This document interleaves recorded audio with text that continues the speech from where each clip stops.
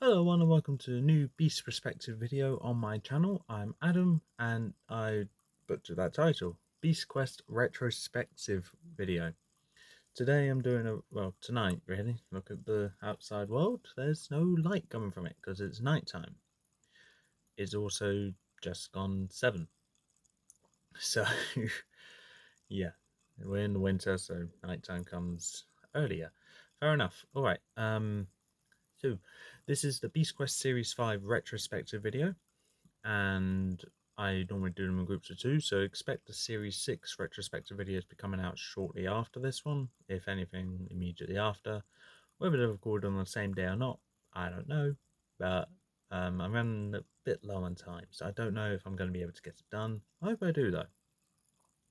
So forgive me if it seems like I'm rushing, but I don't want to rush this because I'm giving Series 5 of Beast Quest the moment in the spotlight that it deserves, just like every other series here. I don't really want to rush these videos because I need to explain why these book series is a great asset to the whole franchise that is Beast Quest. I can't get my fringe sorted. Like, hey, leave my forehead, please. That'll do. It's going to go down anyway, so I know it will. Anyway, let's get into this. Wait, hold on. Let's do this again. Before I get into this properly, I do need to say that with this review, I have read these books, reread them, uh, watched Lucas Screen's series review on the series, as well as Jack Griffin's Beast review on this series. I have not watched my Beast review because, quite frankly, I find my old videos to be quite cringy. And I don't like watching cringy videos, so I don't watch my old videos. So I have no idea what I said in this one, what the score was in the Beast review, unless I check the book that I have it in, but right now I've misplaced the book and I have no idea where it is. So hopefully I find that for when Series 32 comes out. Anyway, let's get into this. So Series 5 is the Shade of Death. It introduces to us 6 new beasts, them being Crab, Master of the Sea, Hawkite, Arrow of the Air, Rock, the Walking Mountain, Koldo, the Arctic Warrior, Tremor, the Earth Lord, and Amictus, the Bug Queen. So with Series 5, The Shade of Death, we do have six great beasts introduced here. And what I need to say about them is that they are a mixed bag of either great, good, or okay. I don't believe there is a bad beast in this series. What I do need to say though is that when it comes to my opinion on beasts, I am very easily impressed. So, whilst I may think that one beast is okay, really it could be a bad beast. Whilst I think one beast is good, it could be a fantastic beast. There are some beasts which I like more than others, and it just comes down to personal bias on what that is. 2 of these beasts fit that standard, 2 are near that standard, and 2 don't reach the standard, but I wouldn't say they're bad beasts. The only beasts which I would say are bad are 1 from Series 2, 2 from Series 1, maybe 1 or 2 from Series 4, and those are the ones which I've done so far. I wouldn't say Series 3 had a bad beast either. May have said it in the retrospective video, but I don't believe there is a bad beast there. So the whole gimmick of this series is that it introduces Velmau, who's wreaking havoc in the neighbouring or twin kingdom of Gwildor, the twin kingdom to Avantia, just across the Western Ocean, at which point the Western Ocean turns into the Gwildorian Ocean, and Tom's quest is to scour the realm and free the 6 good beasts of Gwildor so they can go back to protecting the kingdom. So it's similar to Series 1, apart from it has a different villain And Velmau, who's the villain, has a henchman, a henchwoman by her side. Her name's Freya. More on her later. But overall, it seems like okay, this series doesn't seem like it's going to be good because it's a rehash of Series 1. Series 1 is so beloved. What is this series going to bring us? And I'll tell you, this series brought us Gwildor, one of, if not the best kingdom to be described, to be honestly a picturesque paradise. Picturesque? I don't know. It's described to be a paradise, really, and honestly, from the way it's described, between Avanti or Gwildor, Avanti or Gwildor, which one I'd rather live in? I'll choose Gwildor any day of the week. Sorry, Verno, I'll choose a Mictus. What this series also brings is that it seems like a soft reboot for the series because you got a water beast like Sepron, a bird flying beast like Epos, a mountainous beast like Arxa, icy beast like Nanook, and two wild cards like, hold on, there we go, like Furno and Taggers. Can't tell which one's meant to be what, but it does. It feels like a soft reboot to the series when maybe it's not, but it's alright. These beasts also give Tom tokens, like the Series 1 beasts. So I'm just listing off a bunch of similarities these beasts have. Crab gives Tom a pearl, which allows Tom to breathe underwater. Hawkeye a ring, which allows him to be invisible when standing. More on that later. Rock is a pair of gloves made from spider's web, which allows him to climb steep surfaces with ease. Koldo's scales, which prevents Tom from losing his balance. Tremor and mirror, which I believe when reflected by the sun burns a hole in the ground. And Amictus a telescope, which when used can allow you to spot things which are normally difficult to see.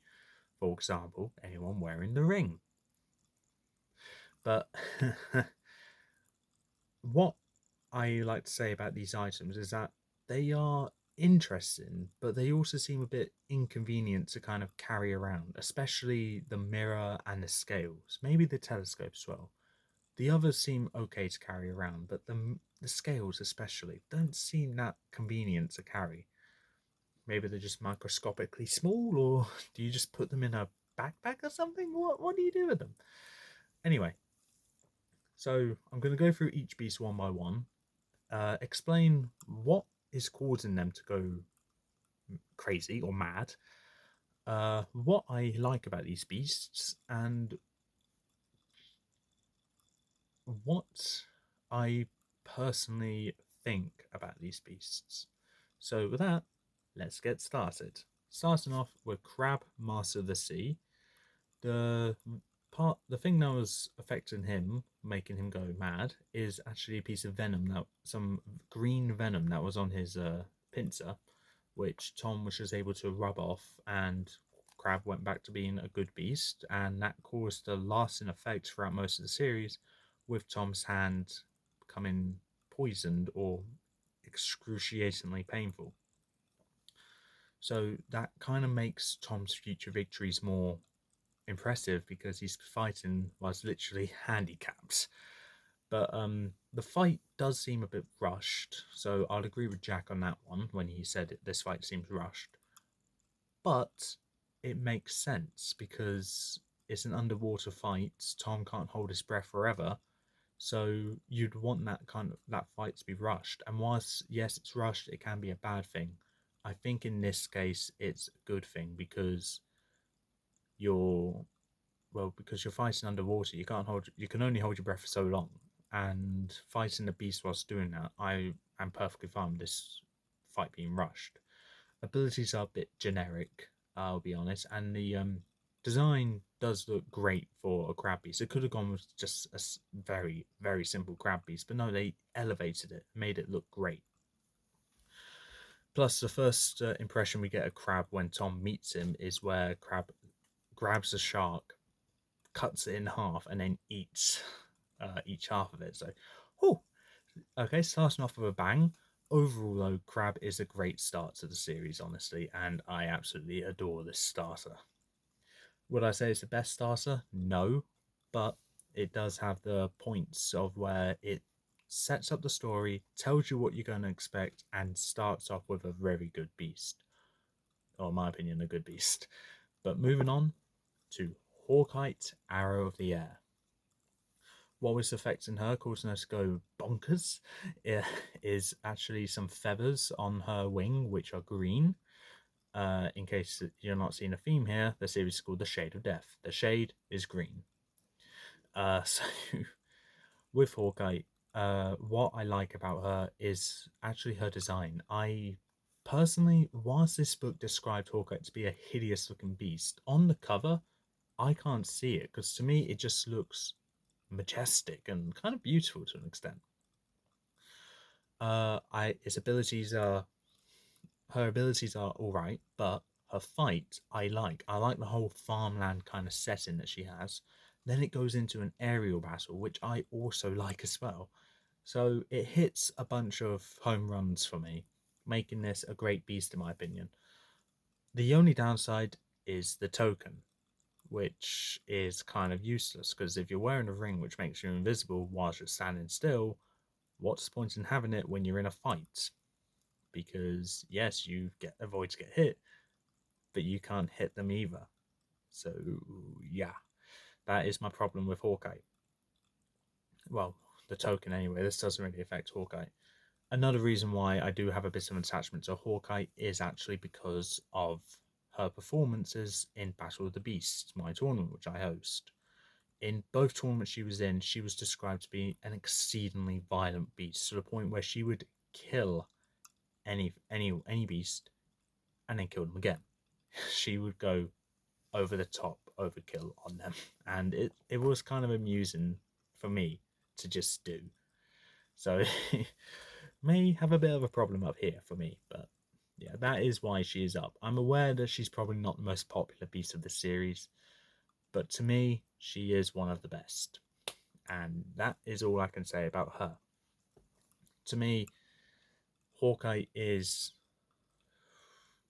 not the best flying beast of the series so far, but stands out to me as one that really shines in like you look kind of boring, but isn't boring. Yeah, she has the generic abilities, but the setting for her fight and everything about her, in my opinion, makes her a simple but fantastic beast. Up next, we have Rock, the Walking Mountain. And what I need to say about Rock is that you're a better version of Arxer, and that's it. What was corrupting Rock is a green gem of sorts that was lodged inside of him in his eye. When that was removed, he became good and his eyes became red. So you'd think it's the opposite way around, but no, it's not. What I need to say about him, though, is that Tom got his item before the fight, I believe, which would make sense because Tom scaled Rock just to get into his eye, which would make sense. That's fine. What my negatives are about Rock is that was it's just his whole body. It's like big, bulky, slow moving kind of thing. And was in the OG tournament that I done, yes, he made it to the top five, the semi final. So well done him. I'm not saying he didn't deserve it, because he did. But personally, to me, I didn't enjoy doing his fights because it's just like, oh, Hulk smash kind of thing. And that's something which I just don't like. It's the big, slow moving beasts which throw me off. But what I do appreciate, Rock, is actually the fight being such a different change of pace in this battle where Tom is just scaling Rock instead of actually fighting him head on. No, no, no, he's just climbing him whilst Rock's trying to get him off, but no, Rock can't. And then he gets beaten by having his evil part removed and done. Overall, though, so far with these books, I can tell you the whole plot of the story. I can tell you they're beasts, but I can't tell you the side plots. Yeah. What I can tell you, though, is a side plot for Koldo. So, Koldo, the Arctic Warrior, What was possessing him is actually a shield made of ice, which had a green tint to it. And so when Calder was holding it, he was possessed, or enchanted, let's say, cursed rather. And was that okay? Yep, I'll give him that. And what kind of sets him up to be a good beast is that he has this giant club like weapon, so an equivalent to a sword. He has a shield like Tom does, so it's like Tom versus a bigger version of him, more dangerous, which is okay, that's fine. Just going at it, okay. Now, and the fight scene is alright, but to me, it just ended a bit too quickly because of what happened before then. Now, I'm aware this is Jack Griffin's favourite book, and whilst he has explained the good parts of this problem I have with him, as a Beast reviewer, I need to point out the negatives. And for that, this Beast is, in my opinion, the weakest of the Series 5 Beasts. And that's because he got captured by the village folk and surrounded by fire to, to become weaker. Whilst he was tied down and being melted by the fire, he had no access to that shield, meaning he was a good beast being tortured by the village folk. Now, Jack has tried defending this case, saying that, hold on, Koldo was against fire. What was he meant to do? He is a beast. And that is my response. He is a beast. He's not supposed to get captured, and he's like 3 times the size of these people. If he willingly got captured by them, it's because he's planning something else. But if he didn't have a shield on him when he was tied down and being tortured by the fire, then he wouldn't. No, if he wasn't holding the shield, then he was a good beast and he couldn't get away. The only reason why he probably wouldn't get away whilst being tied down is because he didn't want to hurt them, which is fine. I'm not dissing him for that. But the problem is, though, he still got captured when he was enchanted, meaning he should have no regard for these people, and he would have no idea that Tom is even on his way to him. So even playing like a, I guess, damsel in distress kind of signal for Tom to come and see him in, I think is a bit silly on his behalf. And also, even if it wasn't intentional, being captured by village people and not Tom is to me a sign of weakness.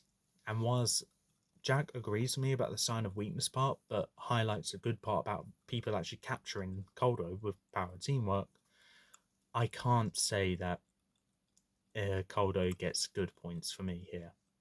Even if it was a ruse, to me, it's a stupid ruse. Now, I need to, on a positive point though, which I'm going to end with Koldo, he does have a good design, and for someone who personally doesn't like the very humanoid-like designs, with the exception of a few, I would say Koldo is a good one, and better than Nanook, don't get me wrong, his comparison, but to me, he doesn't sit right as a beast that should have got captured. And the only reason why my respect for him has gone up even a tiny bit is because of his appearance in season 17 against the Beast in that one, which he did alright in. When I reread that, I'll get to see if he actually does good or does alright. We'll find out when I get there. But with that, that is Koldo done. I'm aware I didn't really do much positives on him, but really, I am struggling to try and find a positive for Koldo. But ultimately, though, Koldo, he's an okay beast, but to me, he's not a good one. To Jack, yes, he is an underrated beast and deserves some recognition. I agree with that. But for the sole reason of him getting captured, even if it's a ruse or not, I can't actually, in my honest opinion, like this beast. And when I say like, I mean actually praise this beast to be a good beast. I'll just say it's okay, along with Rock. Up next, we have Tremor the Earth Lord, and what I need to say about him is that he has fantastic design, a good fight where Silver went first, quoting my Beast review there, which I don't even need to watch that on because I know how I describe Tremor. And the abilities are quite good as well. He did fantastic in both rounds of Battle of the Beast and has failed before the top 20, I believe, for both. But other than that, he has done a great job. Personally, to me, he does have potential to be a formidable beast. What throws me off though is that there's only so much I can do with him, really. What was possessing Tremor is the green jewels on his forehead, where when he hit his head against a rock, they smashed off. I'm sure Tom had some input there, try and loosen it or something. Can't remember entirely, but with this, it was salt from rocks, which caused him to go weaker, and when he smashed his head, they just fell off, I believe. But anyway, with that, really, um, I like it. I do. It just seemed a bit convenient, almost like Tremor would actually kill Tom, providing that there wasn't salt nearby. So if there wasn't salt in the rocks nearby and Tremor didn't hit his head against the wall, I think Tremor could have easily killed Tom. So it just seemed a bit coincidental. But other than that, I would say that really Tremor is a great beast. Don't get me wrong. But whilst I see how he's so popular, I think it leans more towards the story aspect of this because this is where we get the big twist in it.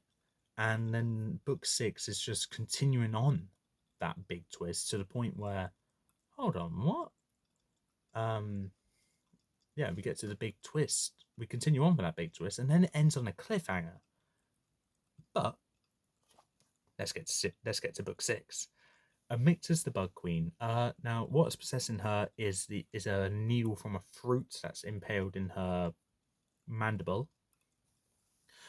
And what I need to say about her is that I love her design, her abilities are great, her fight is fantastic, including her children as well, who take Tom's shield. And also, at the end of the fight, she's trying to crush Tom, whilst Tom is crushing her child because it's just a natural reaction by him being crushed.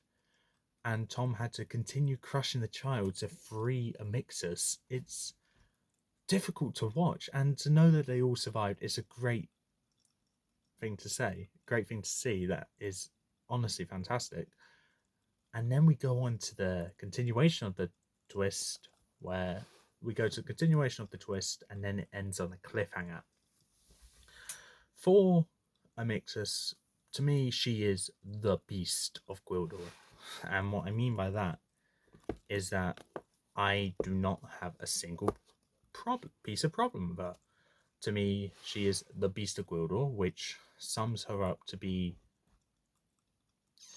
I'm trying to think about how to explain it.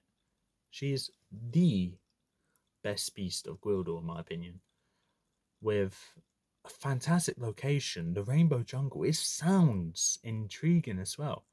A beautiful design, being able to camouflage in with the jungle.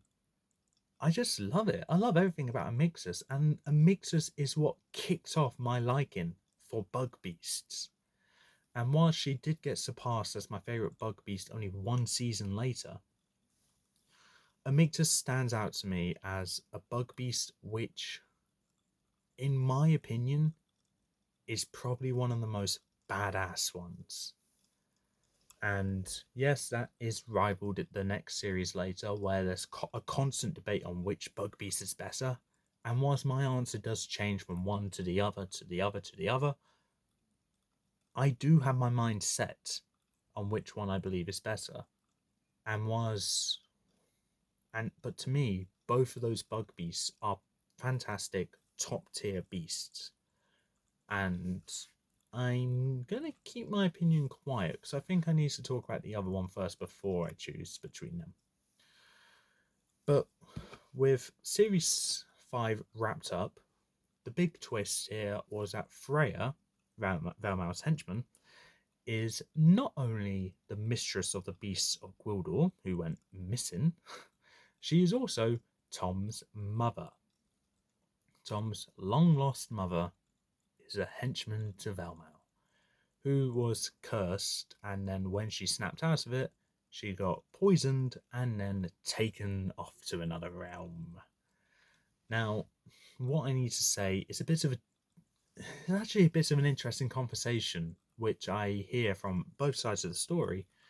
Being with Lucas, he's saying that Series 5 ended with Tom actually losing and Velma winning. I see that and I understand why he thinks that. But on the other hand, Jack says, in his piece review anyway, he said that he knows that Lucas says that Velma won, but he doesn't really understand how Tom lost because he still did what he set out to do, which was free the good beast of Gwildor.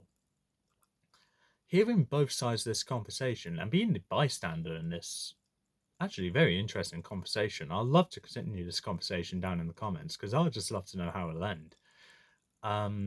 I do understand both points, and I don't know who to lean towards because, yes, Tom did complete his quest of freeing the good beast of Gwildor, and then he's got another objective or another quest for the next series trying to save his mother, which, yes, okay, I understand Jack's point. However, going to Lucas's point, you have the fact that Tom has just been reunited with his mother, and almost immediately, within the snap of her fingers, she's been taken away somewhere, and Tom has no idea where. So I do understand both sides of this conversation, and if I can have both of you comment in the comments, going into more detail about your beliefs on this whole subject, I'd love to see it. I'd love to see a conversation between you guys, see if you can come up with a middle ground. Whilst I'm aware a middle ground probably won't happen because you have one belief, you have another, I think it's brilliant just to see a conversation between two great friends of mine that I've had just by talking about Beast Quest on YouTube, just talking about their opinions and beliefs when it comes to this series. And speaking of which, when it comes to this series, kind of, in my opinion, hilariously, when it came to ranking we did together, along with Year Unknown, on a collab that we did a year or so ago now, 2 years ago now, we ranked the OG generation, series 1 to 13. And Jack's least favourite of them was series 5, with his favourite being Coldo. And Lucas's favourite was series 5. So knowing that their opinions on Series 5 is also different is actually incredible to know, because that's why I like talking to people about this, because I know everyone's opinions will be different. For most of the time, mine and Lucas's opinion are quite similar with some differences, but for the most part it's similar, and I don't have a problem that it's great to agree on things, but it's also nice to see another opinion come in saying that no, my opinion is completely different. I do not believe this series is the best. I personally believe it's the worst of the old generation. It doesn't mean it's bad though. It's just not good for. It just doesn't sit right with me. That's brilliant. Honestly, Jack, I was surprised to see Series 5 be your least favorite of the old generation, but it. I was surprised to see it, but it's not like I was offended by it. I was just intrigued to know what you had to say about it. And whilst I don't see the reason why it's your least favorite of the old generation, I still respect your opinion, because at the end of the day, you made valid points. And whilst you think it's an overrated series with an underrated beast, to me, it's a perfectly rated series because I think it rehashed Series 1 very well. And obviously, Lucas thinks the same thing as well. It's his favourite series. I don't even need to ask him for that one. But ultimately, though, for me, Series 5 is a great series, and it's, as I said in the previous retrospectives, Beast Quest won't be Beast Quest without this series. And I think starting off, what Lucas believes is a good duology of seasons, and what some people could say is a trilogy of seasons, I'm going to say it actually kicks off a great quadrilogy of seasons. And what I mean by that is Series 5 ends on a cliffhanger, Series 6 ends on a cliffhanger, Series 7 ends on a cliffhanger, and Series 8 ends on a happy ending. But the fact is, in my opinion, this is a start of a quadrilogy of Beast Quest seasons, which are all brilliant, in my opinion. So, and I look forward to talking about each and every one of them, especially the third one. So that's where my bias comes in. But now, with my opinion on Series 5 said, along with a bit of a tangent talking about my two good friends, which I only know through this channel, um, it's time to get to the ranking. And for that, we're going to start off my least favorite. And I'm sorry, Jack. I really am. But my least favorite of Series 5 is still Koldo the Arctic Warrior. And what I said about Koldo when I was talking about him is the same as it is now. The problem is that to me, he just shows weakness or stupidity for getting captured by those village people. Not those village people, not the YMCA guys, but the village folk of the village folk of the free shore. Yeah. Yeah. Crescent Cave, Free Shore, that kind of place. Yeah. Honestly, the local folk that was able to capture Koldo, I think it's just like, hold on, something doesn't sit right here. Being possessed, you wouldn't willingly do that, and if you do, you have no idea who's coming anyway. So why did you do that? It doesn't sit right with me. I know there's something fishy about this, and Koldo's better than Nanook. That's all I can say.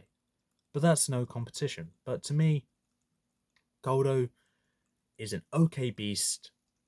But to me, I see why he's underrated in Jack's opinion. But to me, he's only unpopular because of completely reasonable reasons. Like, you chose to get captured, or got captured, which is even more bad.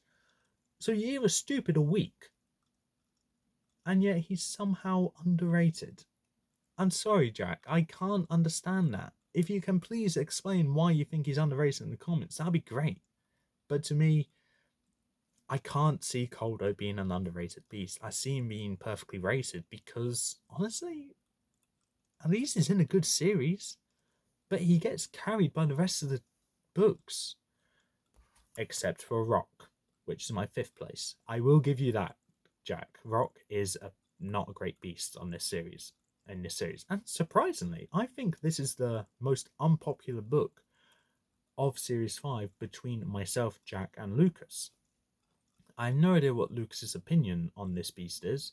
However, I am reasonably confident that at highest it's 3rd place. But even then, I think it'd still be the least favourite of the series. Personally, to me, what makes him my least favourite is the same problem I have with Naga and Rashuk being a slow-moving, bulky beast. I don't like those kinds of beasts, and I'll say this in every video if I have to.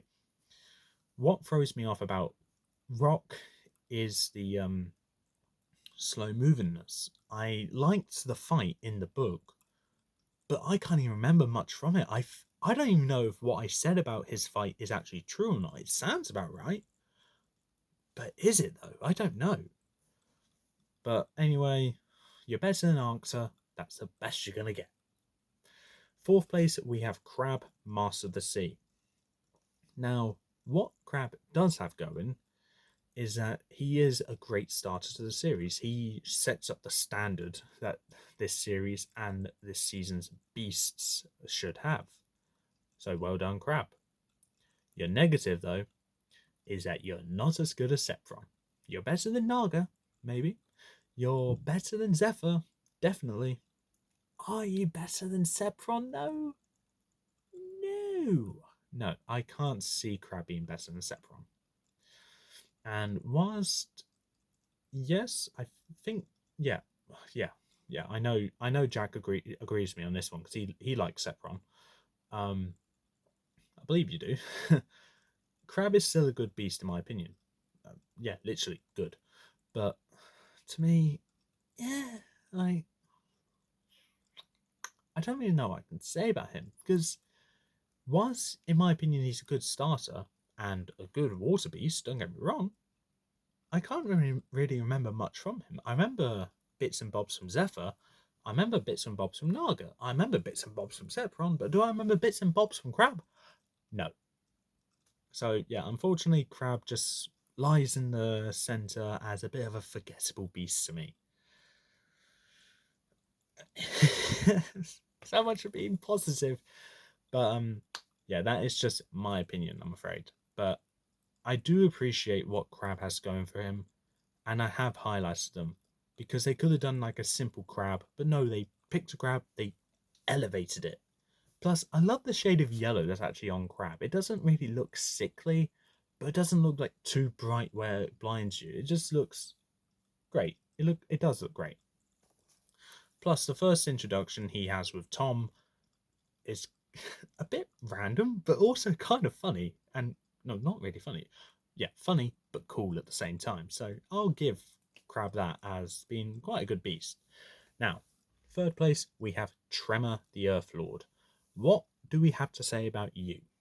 Now, unfortunately, your story is the best part, which introduced a twist about Freya being Tom's mother, and then healing Tom's hand because of a family touch heals the poison. So yeah, that familial, yeah, whatever that is. But that introduces the twist. That's the story. But as a fight, not very memorable. Abilities, I had to reread to find out. And for this design, it's a great design. Fantastic. Don't get me wrong, third place easily. However, to me, it's just not memorable enough in my opinion. And this is normally the last beast standing of my tournaments, and the fact that I can't remember much from him is kind of disgraceful. Second place, we have Hawkeye Arrow of the Air. Now, to no one's surprise, this was obviously going to be second place. And honestly, I would take that. I absolutely adore Hawkeye. And whilst most people probably won't and say that she's more mid-tier beast of this series, to me, I do not care about your opinion. Really, she is a fantastic beast to me. And that's because of the design being beautiful, in my opinion, the fight being great, and the abilities are what you expect, but also quite good. Very well done, in my opinion. Not to mention her performances in Battle of the Beasts. Oh, she is violent. Uh, it took the power of a ghost to take her down, and that was just barely won. So yeah, for me, I would say Hawkeye is a fantastic piece of Series 5 and the underrated gem of this series. I do understand Jack's opinion about Calder being the underrated gem, and I respect that, but to me, Hawkeye is the underrated gem of this series. Now, in first place, it comes to no surprise. It is obviously Amictus the Bug Queen.